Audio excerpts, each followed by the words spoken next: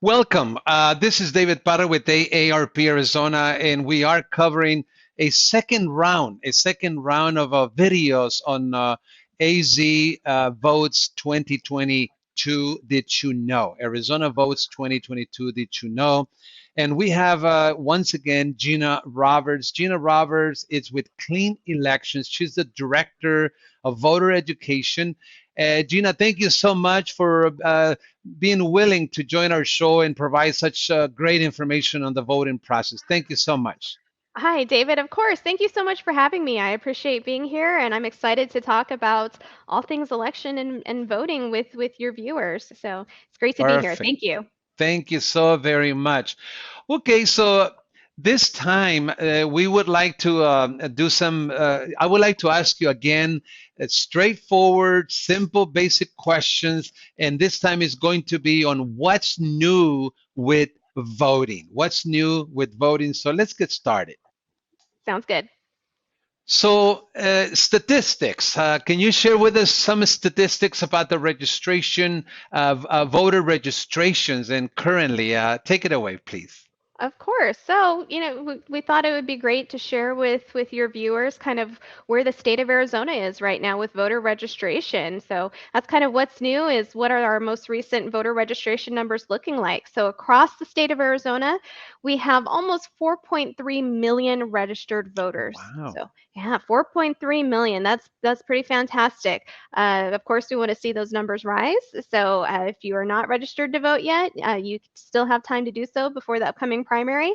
But in Arizona, we do have three recognized political parties. We have the Democratic Party, the Libertarian Party, and the Republican Party. So some of those 4.3 million voters are registered within each of those parties. And if you're not within one of those three recognized parties, you're considered an independent voter. Mm. And we do have a lot of independent voters in the state of Arizona. We have about 1.4 million. So Wow. yeah, so it's a pretty even breakdown, pretty close between the Democrats, the Republicans, and the Independents. Hmm. Pretty even, close in numbers. So that's kind of the lay of the land with voter registration for right now. Yeah. And now, can you help me because you have in this row the 2020 general election, then the April 2020, and so on. What are those categories so that I can understand, and I'm sure our viewers are going to are going to wonder what that could mean.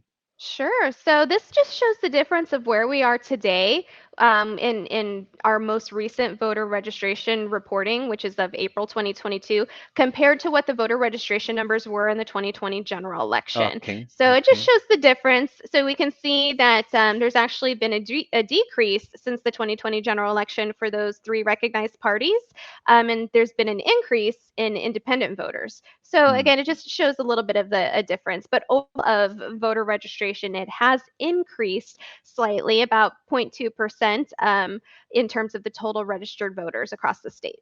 Yeah. Now I see a difference on with the minus in most of them, and then a plus with the other, which we understand are the independent. What are those minuses? Tell us, and what do they mean, and what do they tell us? Sure. So when we look at the difference from the general election to April 2022, so for example, looking at the Democratic Party, that very first line there, we can see Hmm. that voter registration numbers have dropped. So it's Hmm. reduced about 3% since the 2020 general election. So what that Okay. means is that about from the 2020 general election, they have 3% less registered voters than they did.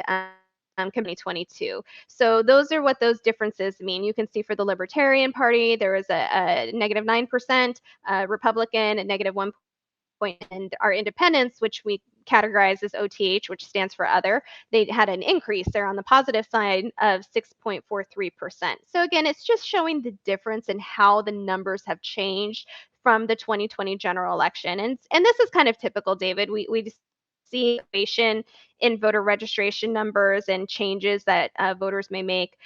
So I think the key takeaway here, though, is overall, the numbers, the total is increasing. Now, a quick question. So if I look at the -3 and then the minus 1.99, that almost gives us 6.43. Is there a link in the drop from the parties and the increase of the other? Is there can we assume that some people became independent, or is there any link to that? You can make the assumption. So I think diving further into the data, we would be able to verify that because we would look at, okay, was this somebody who was registered to vote and simply had a political affiliation change? Did they Mm, just update, or is it a brand new voter? Maybe got it's a it. voter who canceled their registration. Maybe they moved out of state and they canceled their registration because they are now registered to vote in a new state, or did they switch political affiliations or go from being a partisan voter to an independent voter? So there's a number of reasons that could account for those differences. Now, in the 2020 elections, and I'm sure before, but it seems like it was more pronounced in the 2020 elections. There was a lot of misinformation and disinformation. You have a slide here. Can you review it for us? What are the takeaways?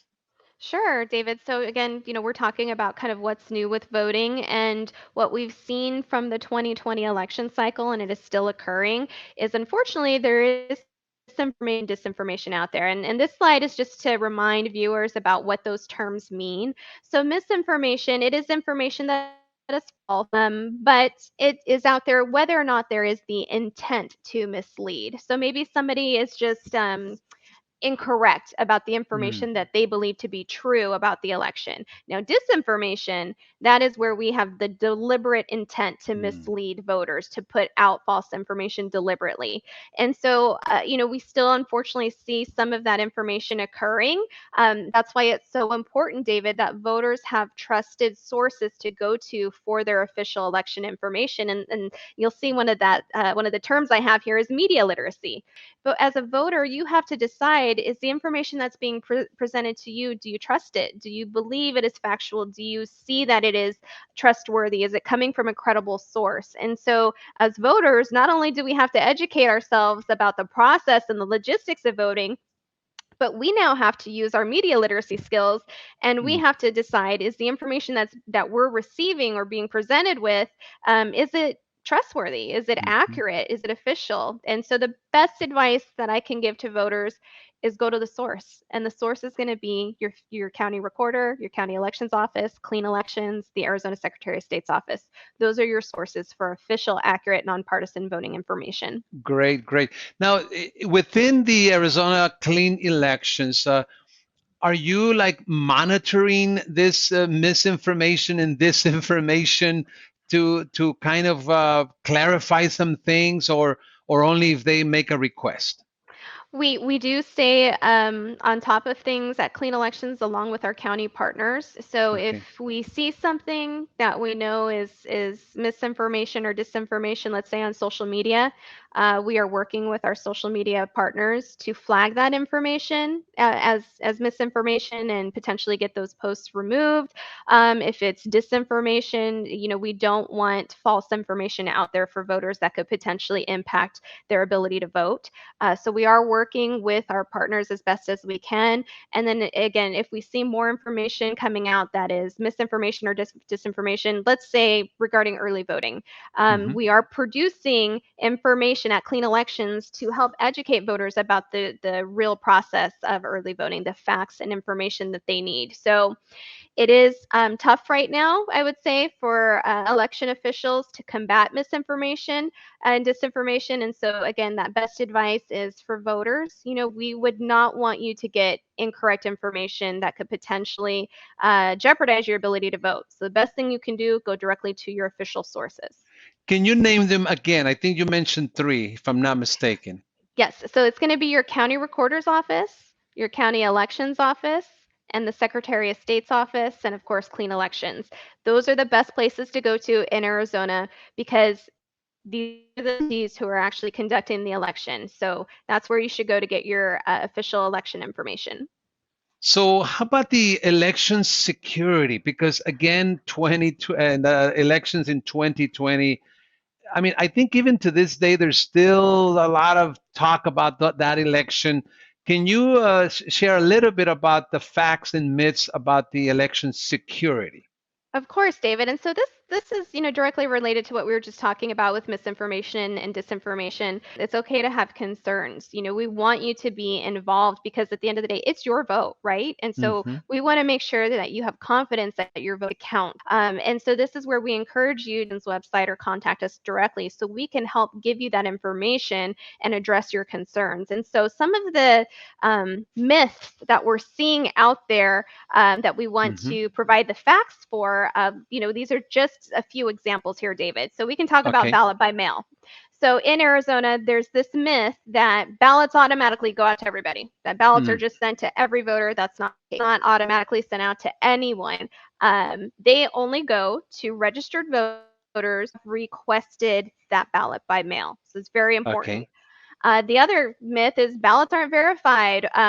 That's not true. All ballots are verified. So one ballot can be counted per registered voter. That's it.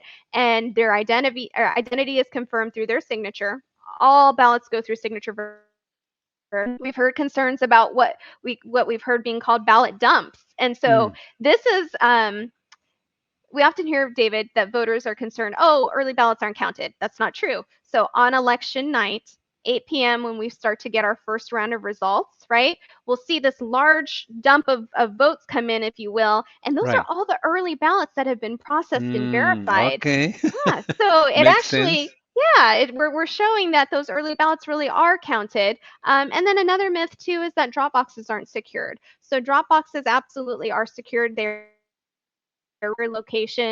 So there's a lot of great information we have about the security of drop boxes. And in fact, they're a great resource for voters who maybe if they didn't get the chance to mail their ballot in time because it has to be received by 7 p.m. on election day, a ballot drop box is a resource. So there's, a few of those facts versus myths about ballot by mail. And then we have regarding non-citizens voting. Mm. So you have to provide documentary proof of citizenship if you want to vote in Arizona elections, if you want to vote in our state and local elections. A copy of your birth certificate, a copy of your passport. You must provide that. So the counties are verifying that. Federal elections, you have to attest under penalty of perjury that you are a citizen. So citizenship verification absolutely does occur for state of Arizona elections. We often hear from voters who have concerns about this. Well, Mm-hmm. you don't have to be a citizen to get a driver's license, and you only need a Right. driver's license to register to vote. Well, there's behind the verification that are being Okay. done. So Okay. absolutely, those driver's license have a specific designation. They have a class Mm. designation on them that the counties are looking for to confirm that citizenship. Then when we talk about identification, there's a myth that ID isn't required. That's not true. Anytime you vote Mm. in person, you must show ID. You must present that poll worker with ID. Or if you're voting ballot by mail, you must provide your signature. Your signature serves as your ID. And then finally, David, I think one of the most common ones that we hear lately are in regards to ballot tabulation. Oh, the machines are hooked up to the internet and they can be hacked and votes can be changed. That's Right. not Right. true. That is a myth. Mm. The fact is, our tabulation machines, they are what we call air gapped, meaning they are not connected to the internet in any way, shape, or form. Mm. And so those again, our tabulation machines are not connected to the internet. We also hear about ballot tabulation. Provisional ballots don't count. That's not true. All provisionals are sent to the county for verification. If they confirm you are eligible to vote, it will count. We even hear concerns about ballots being shredded. So Mm. ballots, they do have in Arizona, we have a retention period for them. So after they go through their official tabulation, they are kept secure by the county and they are absolutely not shredded. So these are, again, just some examples of concerns that we hear from voters that we wanted to help clear up. Great, great information. Now, help me understand here, Gina. So there are some positions in government that are, you could say, partisan. When a new person is elected, they bring in their own staff, so to speak. Out of these four entities that you mentioned that are responsible for the elections in Arizona, what can you tell us about the partisan thing?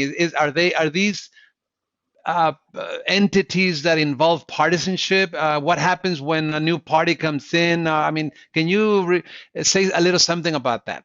Yeah, that's actually a really great question, David. And I hope this helps provide voters with some confidence process.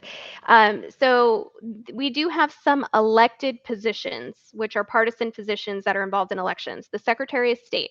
The Secretary of State is a partisan, it is an elected position. And so the person who is in office could be a member of a political party. Our county recorders are elected positions as well, meaning they could have a election directors are appointed by the county board of supervisors, Okay. which could potentially be bipartisan. So with these entities, it's important to remember in Arizona, we have what's called an elections procedures manual. And this procedures manual determines how elections are conducted. And it is required very often throughout the process that bipartisan teams are handling the ballots. That way, there's Mm. never just one political party in control of them. We always have bipartisan staff involved when it comes to tabulation, when it comes to reviewing the ballots. When we bring in poll workers and our friends and neighbors who are serving as board workers, they are always set up to be bipartisan teams. When we're doing ballot duplication, bipartisan team. So that's a great question because even though we may have partisan figureheads in those roles, the reality is the actual conduct and the process of elections and tabulation, it is all done throughout bipartisan teams, and political parties can have observers as well too. So you have an observer from the opposite political party who is there, or the same political party too. They are allowed to come in and observe the process as well. And when people talk about fraud and all this, it almost gives the impression that one party can just come in and change the guide, the rules, the process. I mean, you from what I hear, you have guidelines, you have a system, machines, computers, what have you, and they don't just get replaced because a new member of the or a head of that department belongs to a new party. I mean, I mean that's what I'm hearing. Is this correct? That is absolutely correct, David. Absolutely 100% correct. Is that we have layers upon layers of security measures and checks and balances throughout the process so that there is not one single entry point into our electoral system that could be compromised without it being caught or checked and Mm. balanced. And so throughout those layers of security include that bipartisan nature. And so you're right, there cannot be a single person who can change the entire process. So with the election procedures manual, it's drafted by the Secretary of State in consultation with all the 15 counties, and then it must be approved by the Attorney General and the governor. So there are a lot of eyes on it who must sign off on it. Our state legislature, they are the entity that creates those election laws. So we have all of our 90 state legislators who are voting on election issues to make those changes too. So it really is. You see a lot of bipartisan involvement here in our election process. And again, there are so many layers and checks and balances and layers of security that we have implemented. So again, there's not just a single entry point where somebody can come in and change the rules or change the votes. It really can't happen with our system because we have such a great structure for our elections that has been developed over years of experience. So a great question, David, and you're absolutely right. Last question on this point. So, can you repeat what you said about the internet? That they're not connected to the internet? That's right. We often hear concerns from voters about, well, how do I know that the tabulation machine didn't get hacked? Hmm. Because it's not connected to the internet. Our Arizona law actually prohibits that. So that is another Wow. security measure in place. So and voters, there is a state law that requires our ballots to have live camera feeds on them. So you can go in there and you can view these cameras and you can even see for yourself that there's no hardwire internet connections or no Wi-Fi signals and anything like that. So they are absolutely not connected to the internet. And again, we call that air gapped, and that is required by state law and our state procedures manual. Now, can we say that this is across the nation, or we can only say that about Arizona? It is across the nation. It is across the Wow. nation too. Mhm.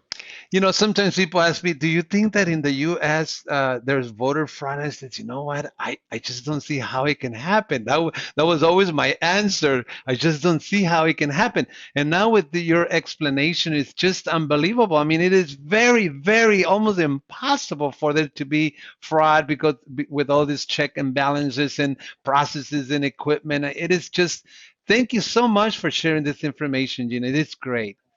I Of don't know if course. you wanted to add anything on this. I just think, again, if you're a voter and you have a concern about this, the best thing you can do is go to those official sources, talk to them about it, talk to Clean Elections about it. We can give you the accurate information.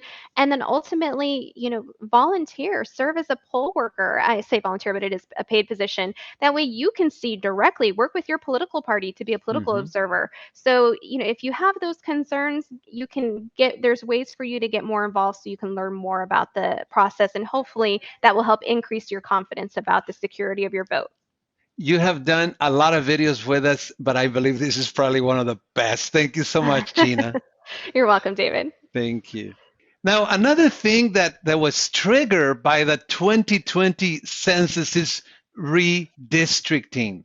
And honestly, I work for ARP. I kind of have an idea what that is, but would you explain what triggers and what we need to know about the redistricting for the upcoming elections? Of course. So, keeping with the theme of what's new with voting, what's Right. new with voting is voters have new districts. So, we have undergone redistricting in the state of Arizona. So, we have new congressional district lines and new Mm. legislative district lines. And as you mentioned, David, this is coming off of the 2020 census.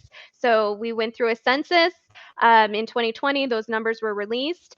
And Arizona has what's called an independent redistricting commission. And what they do is they take those census numbers and they redraw the boundaries for our congressional lines and our legislative lines to make sure that they're meeting certain criteria, so, such as near equal population and competitiveness, things like that.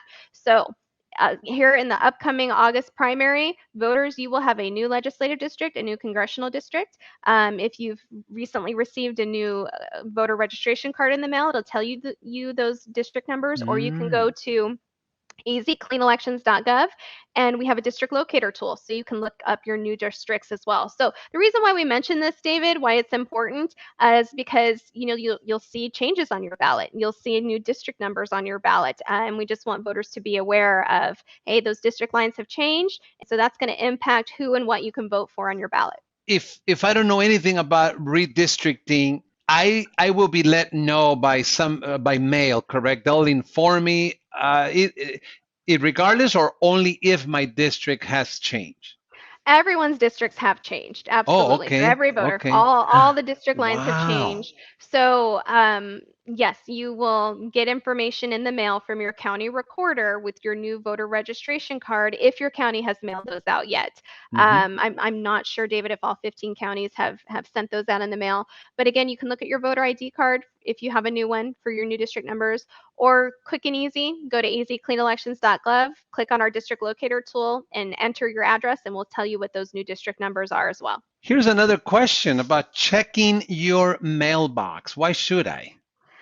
Oh, yes, now's a good time to check your mailbox. So, what you should be receiving in your mailbox, if you haven't already received it or it's upcoming, we have sent a voter education guide. There's an image of it. So, it's coming from Clean Elections. It's got a lot of great information that we've been talking about, David, about the process of voting, those key dates and deadlines, the full list of voter ID, who's eligible to vote, things like that. And very importantly, it has a picture, a 200-word statement, and websites for the candidates who are running for statewide and legislative office. They're printed in that guide. And those statements are coming directly from the candidates. So this is an opportunity for voters to hear directly from the candidates about what's important to them, what their platforms are, why they're running for office. And, this is coming directly from the candidates. It's not coming from a third party. It's not, an attack ad or anything like that. So great resources in your mailbox right now. Also, very important, if Hmm. you are on the early voting list, we're mailed what we call a 90-day notice from your county. Your county sent you a notice saying, hey, we're 90 days out from the election. This is what it's coming up. This is what your voter registration says. If everything looks good to you, you don't need to do anything. If you're an independent voter and you want to vote, please Mm, respond to the 90-day notice and tell us which party mailed to you.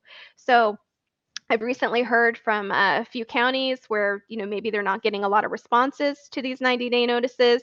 So please, voters, if you are on the active early voting list, if you're an independent, please take a look in your mail for that 90-day notice and respond back to your county. That way they can make sure they get you the ballot that you want to vote.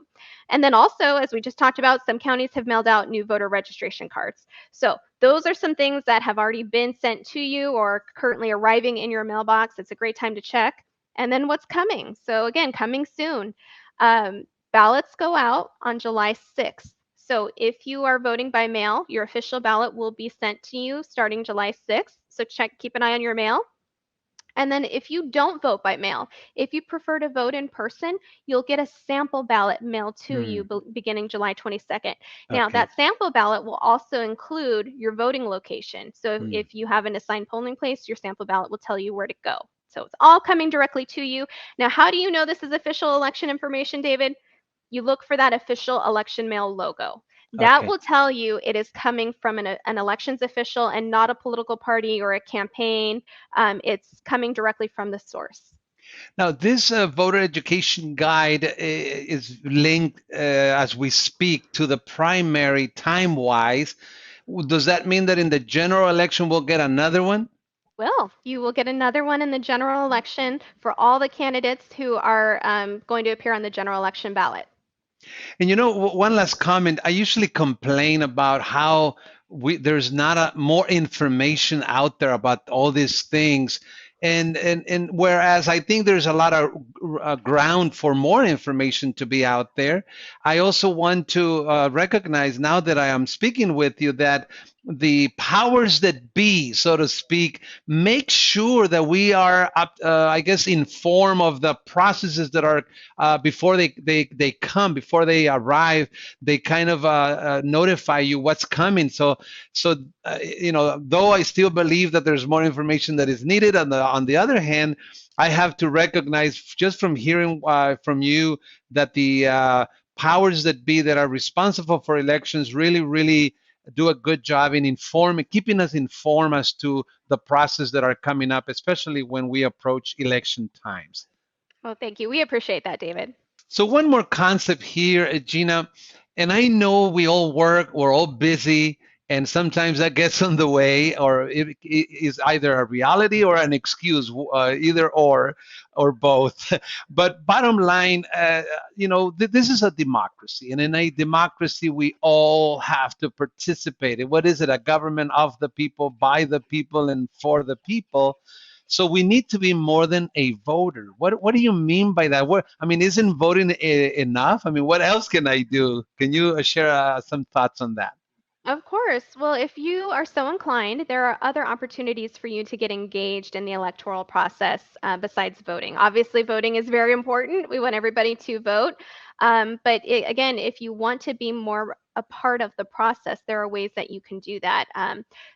We would love to have people volunteer. And I need to stop using that word volunteer because it is Mm, a paid position. We do pay you okay. if you want to be a poll worker or an election board worker because the bottom line is we cannot have elections without poll workers. We simply Mm, couldn't do it. We need right. to have our members of our community come in and help election workers process those ballots. We need them to work the polls on election day. We need that help. We simply could not have elections without our poll workers. And so if you have already served as a poll worker, we appreciate you. We thank you. And again, it is paid. Um, Student poll workers are phenomenal. So if Mm, you're 16, 17 years old, you can absolutely work the polls. You'll still get credit for being in school and you get paid. And it's really great, David, because we find that our younger poll workers familiar with using equipment, election equipment and right. technology. So it's fantastic to have them. We love their excitement and engagement at the polls. And then there's other things too. Maybe you don't have the time. That's okay.